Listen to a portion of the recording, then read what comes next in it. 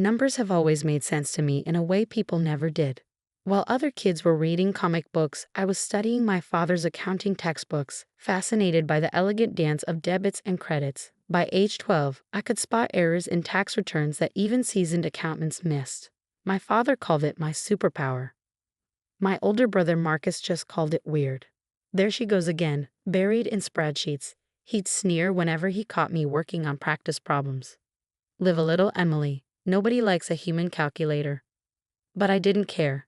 Numbers were honest in a way humans weren't. They didn't play favorites or hide their true intentions behind fake smiles. 2 plus 2 would always equal 4, no matter how much you wished it didn't. That dedication led me to become a forensic accountant, specializing in fraud investigation.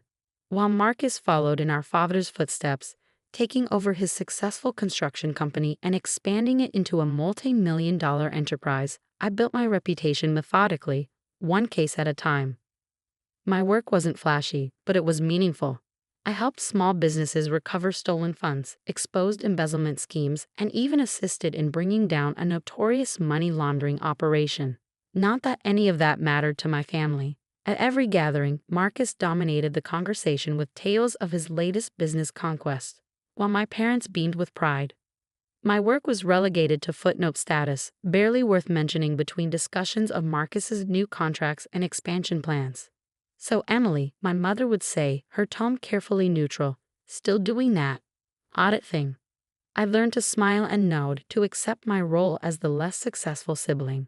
It wasn't worth explaining that I just helped recover millions in stolen pension funds, or that the FBI regularly consulted me on complex financial fraud cases.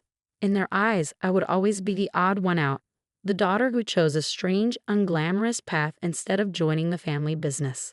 Everything came to a head at our father's retirement party last spring. The ballroom of the Grand Hotel was packed with business associates, friends, and family, all gathered to celebrate Richard Anderson's 30 years of success. Marcus, as the new CEO, was set to give the main speech. I arrived early, helping Mom with the final arrangements while trying to ignore the way she fussed over Marcus's place at the head table. My own seat was tucked away in a corner, practically hidden behind a large floral arrangement. "Emily, darling," Mom called out, her voice carrying that familiar note of disapproval. "Couldn't you have worn something more festive? This is a celebration, not a day at the office." I glanced down at my charcoal gray pantsuit, chosen specifically because I had to head straight to court after the party for a major testimony. "I have work later, Mom." She sighed, that special sigh reserved for my many disappointments. "Of course you do. Heaven forbid you take one day off to properly celebrate your father's retirement." Before I could respond, Marcus swept in, commanding attention in his perfectly tailored Italian suit. "Mom, the place looks amazing." He kissed her cheek, then turned to me with that familiar smirk. "Hey there, little sister. Still rocking the auditor chick, I see." I forced a smile, reminding myself that this was Dad's day. "Hello, Marcus. Congratulations on the new development deal." "Oh, you heard about that?" His surprise seemed genuine. "Didn't think you kept up with actual business news, being so busy with your, what do you call it? Financial forensics." "Forensic accounting," I corrected, even though I knew he was perfectly aware of my job title. "And yes, I do read the business section occasionally." The party progressed predictably. Dad gave an emotional speech about building the company from nothing. Mom cried appropriately. And then it was Marcus's turn at the microphone. He started well enough, talking about our father's legacy and the future of Anderson Construction. But then 3 glasses of champagne in, he went off script. "You know," he said, swaying slightly, "Dad always taught us that success comes from taking risks, from thinking big. Some people," his eyes found mine in the crowd, "preferred to play it safe, to sit in dark offices counting other people's money, too afraid to get their hands dirty in real business." A murmur went through the crowd. Mom's smile became fixed, while Dad shifted uncomfortably in his seat. "Take my sister Emily, for example," Marcus continued, ignoring Dad's warning look. "She could have been part of something great, could have helped grow the family legacy. Instead, she chose to become a glorified accountant, spending her days nitpicking over receipts and bank statements." I sat perfectly still, my face carefully blank as he continued his drunken monologue. "I mean, what's the point? What real value does someone like that add to the world? At least real accountants help businesses grow.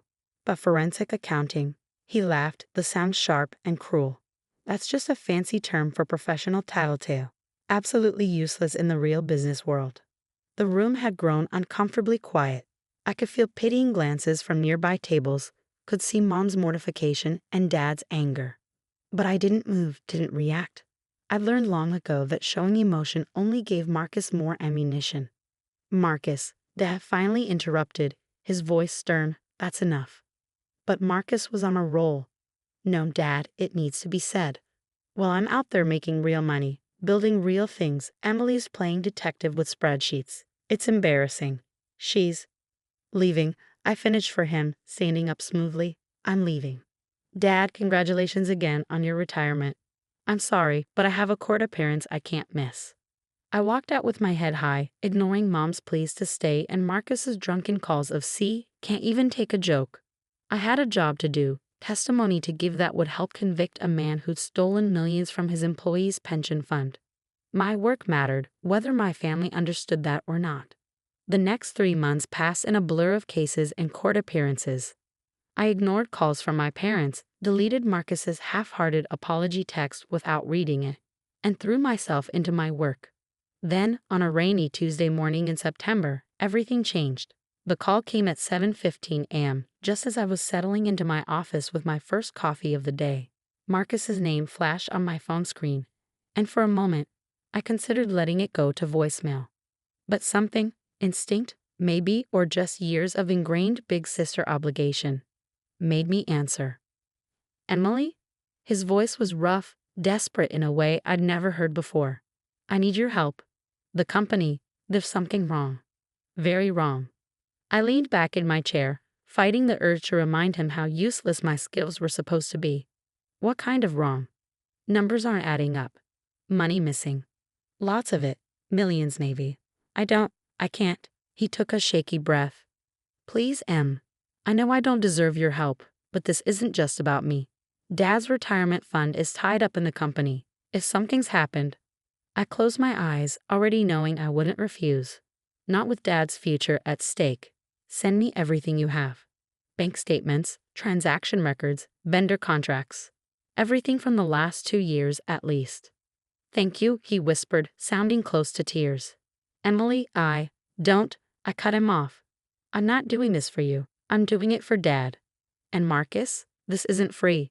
My usual consulting rate is $500 per hour. There was a long pause before he responded. That's fair. More than fair, considering. I'll clear my schedule for the next few days. Have the documents delivered to my office by noon. I hung up before he could say more, already mentally preparing for what promised to be an intense investigation. Little did I know, I was about to uncover something far bigger and more personal than either of us expected. The documents arrived at exactly 11:58 a.m., 14 boxes of financial records, contracts, and internal memos.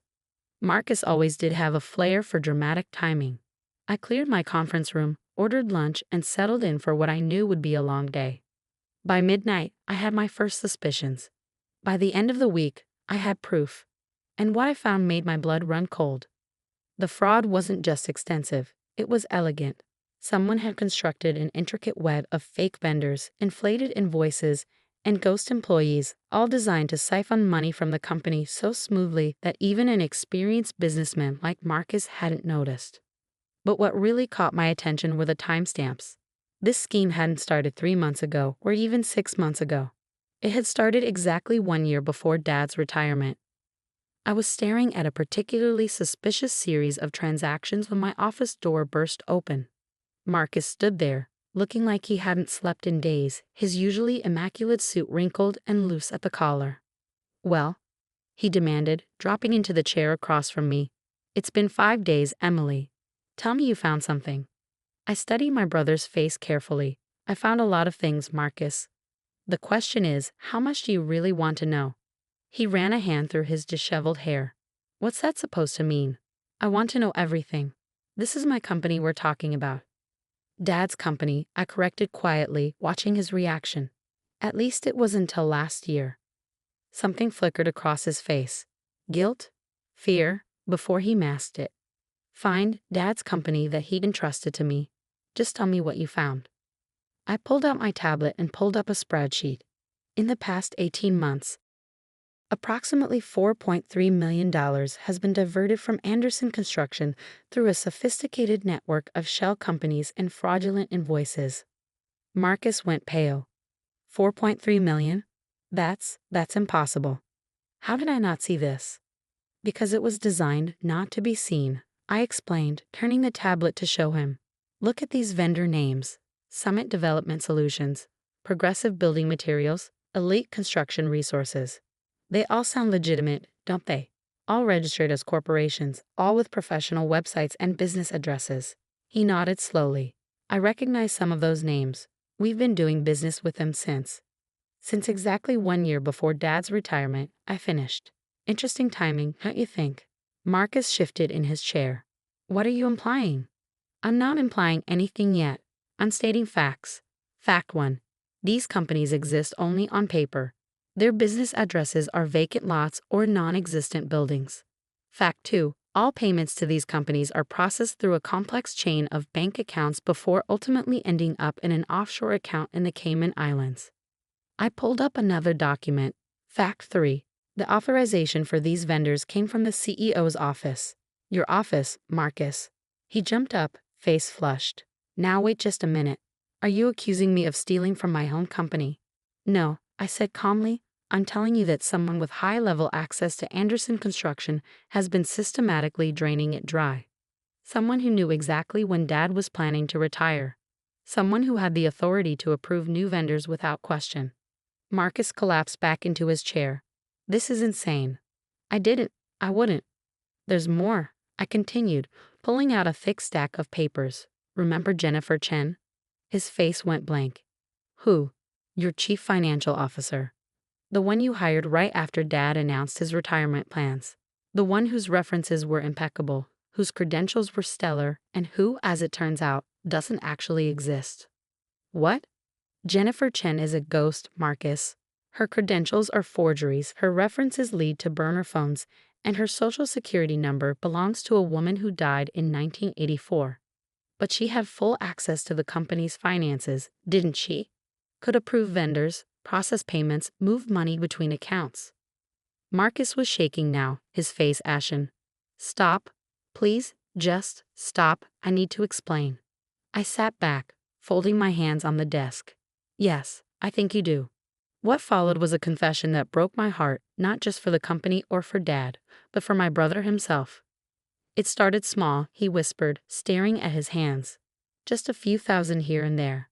The company was doing well, and I had debts. Gambling debts. I told myself I'd pay it back before anyone noticed. But the debts got bigger, I guessed. He nodded miserably. I met Jennifer. Her real name is Rebecca Walsh. At a casino in Vegas. She said she could help me set up a system to divert funds, just until I got back on my feet. But then she started blackmailing me, threatening to expose everything if I didn't let her take more. And he let her, I said, my voice hard. You let her steal from Dad's company, from his retirement fund, to cover up your own crimes. Tears were running down his face now. I didn't know what else to do. If this got out, it would kill Dad. The shame, the scandal. I thought I could fix it before anyone found out. I pulled out my phone and pressed play on a recording. Jennifer/Rebecca's voice filled the room, discussing payment schedules with Marcus. His head snapped up, eyes wide with panic. You recorded our meetings? No, I said quietly. The FBI did. They've been watching Rebecca Walsh for months. She's pulled this same scam on 3 other companies. I've been working with them on the investigation since you called me. Marcus lurched to his feet. You set me up. Your own brother. I protected the company. I corrected him. I protected Dad. The FBI is willing to treat you as a victim of extortion rather than a co-conspirator, thanks to these recordings. Rebecca and her associates will go to prison. The money in the Cayman accounts has already been frozen and will be returned to Anderson Construction. And me, he whispered. You'll have to step down as CEO, obviously. There will be fines, probably some community service, but no jail time as long as you cooperate fully. I stood up, gathering my files. Oh, and one more thing, you'll be paying back every penny you took, with interest. I've already drawn up a repayment schedule. It's quite aggressive, but then again, my rates are quite reasonable for a useless forensic accountant. The meeting with our parents the next day was one of the hardest things I've ever done. Mom cried, Dad raged, and Marcus sat there looking like a scolded schoolboy as I laid out the evidence and the resolution. But when I finished explaining how I'd worked with the FBI to save both the company and Marcus from complete destruction, Dad did something he'd never done before. He stood up, walked around the table, and hugged me tight. My brilliant girl, he whispered, his voice thick with emotion. I am so proud of you.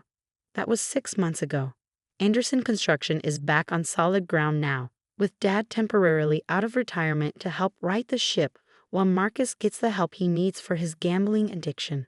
Mom still occasionally sighs about the scandal, but even she has started bragging to her friends about her daughter, the financial crime fighter. As for Marcus, he's different now. Humbled, certainly, but also more genuine. Last week, he stopped by my office with coffee and an actual heartfelt apology. I was jealous, he admitted, staring into his cup. You always made everything look so easy, so clean. Numbers, patterns, problems, you just saw them differently. I wanted to be that sure of myself, that confident in my abilities. Instead, I tried to tear you down to make myself feel bigger. I accepted his coffee and his apology, but not his self-pity. You're good at plenty of things, Marcus. Running crews, managing projects, inspiring people to do their best work. Those are real skills. You just got lost somewhere along the way. He nodded slowly. Yeah, I did, but he found me. Guess being a professional tattletale has its uses after all. I threw a pencil at him, and for the first time in years, we both laughed, really laughed, together. Yesterday, Dad called to ask if I consider taking on a permanent role at Anderson Construction, heading up a new compliance and audit department. We need your eyes, he said, your way of seeing things. It's time this became a true family business with all our strengths working together. I haven't given him an answer yet. Part of me loves my independence, my reputation as a solo practitioner. But another part remembers that little girl with her father's accounting books, dreaming of working alongside her family. Maybe it's time for a new chapter.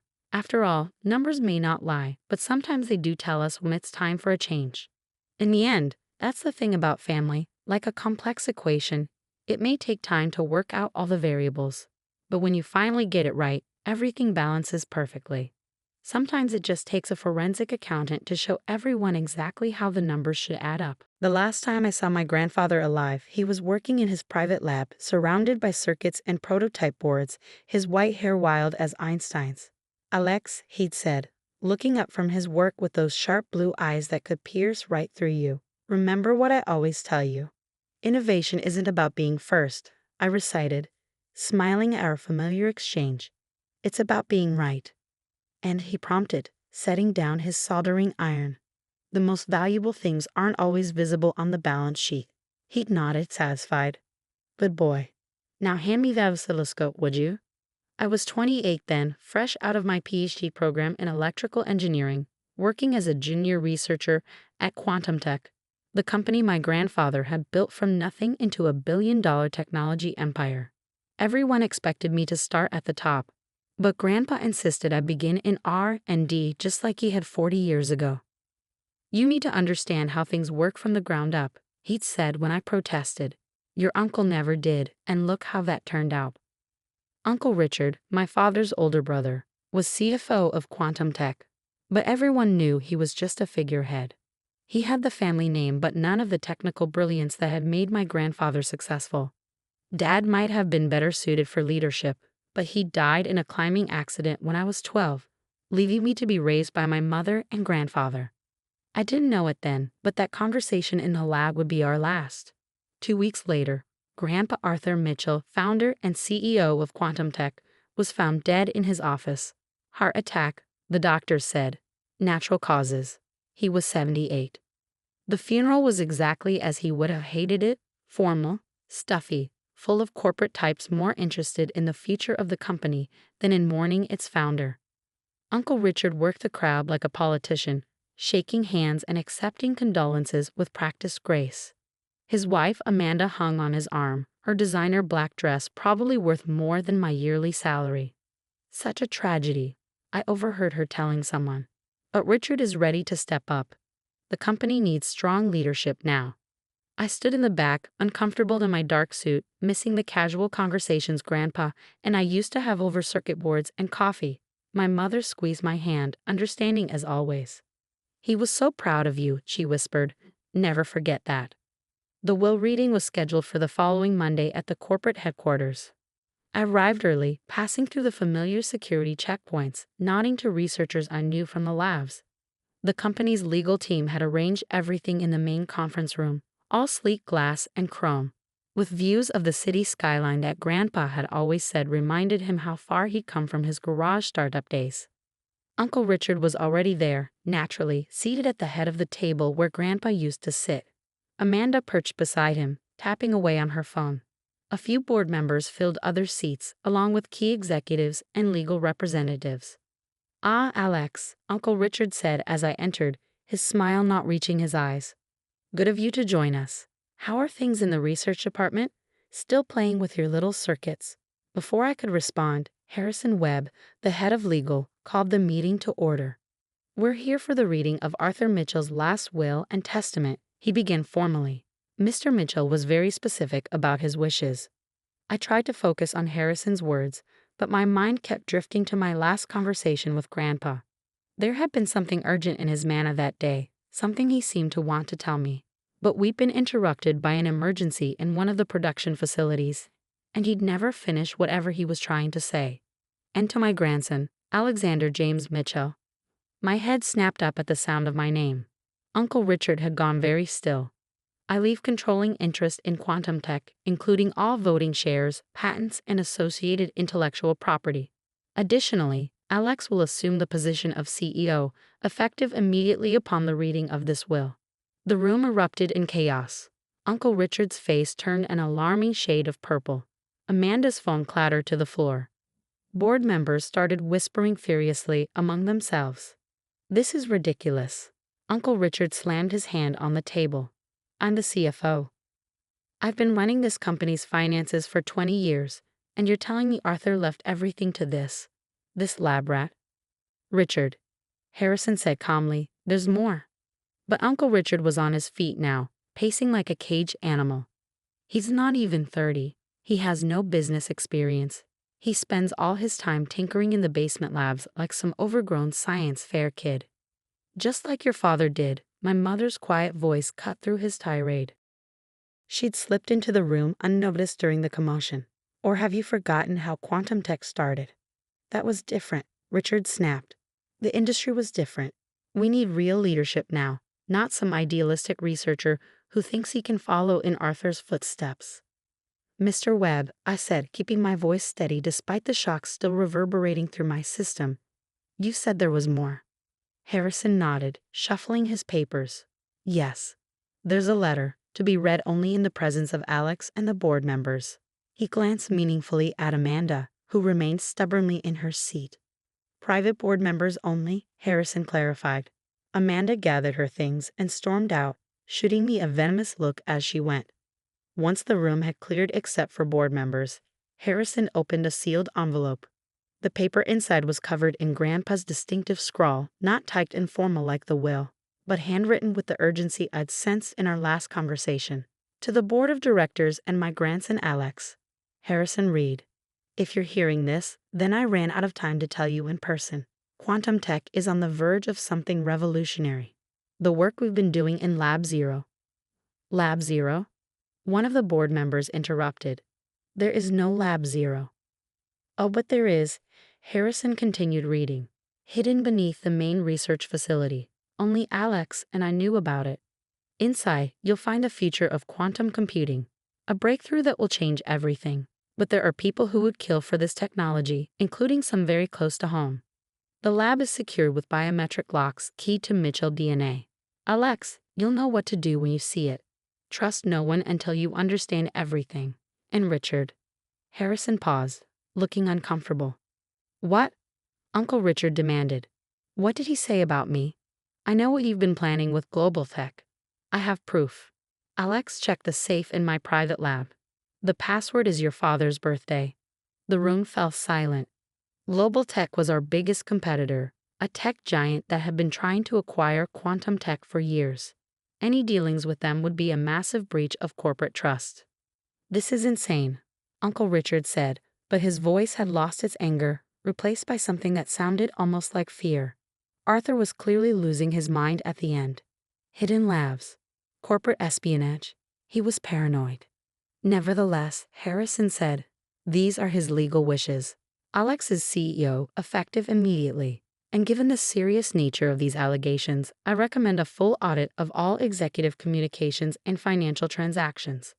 Uncle Richard stormed out of the room, nearly bowling over an assistant in his haste. The board members gathered their things, some offering me congratulations, others looking skeptical.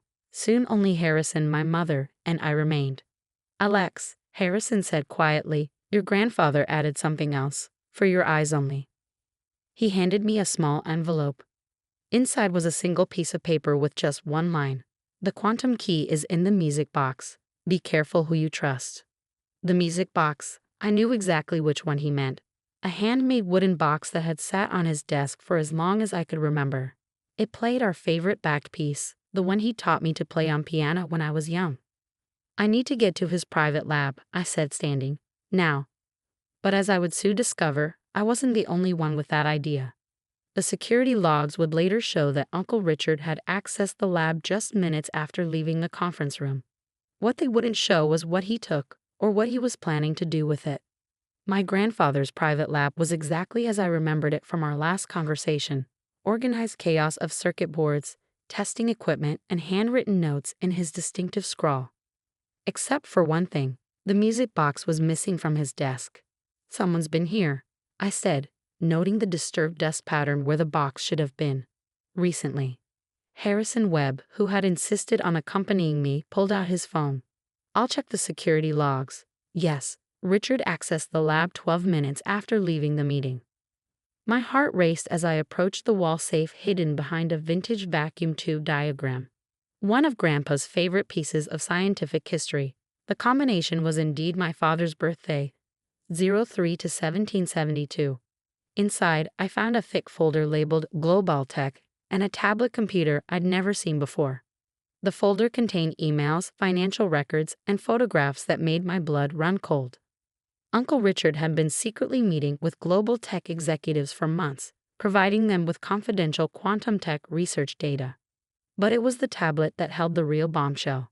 These are security recordings, Harrison observed as I swiped through the files, from cameras I didn't know existed.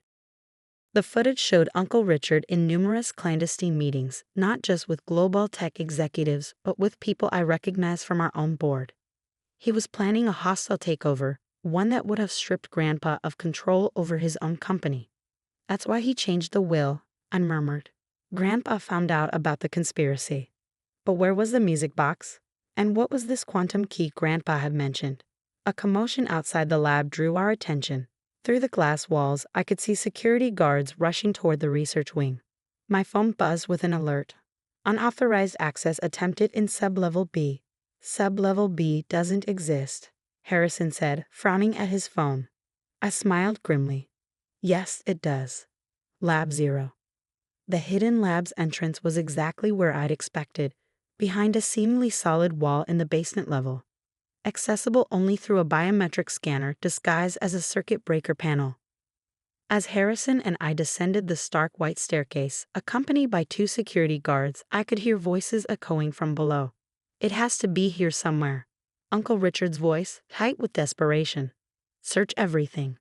We emerged into a vast laboratory space that would have made any tech company jealous. Quantum computing arrays lined the walls, their cooling systems humming quietly.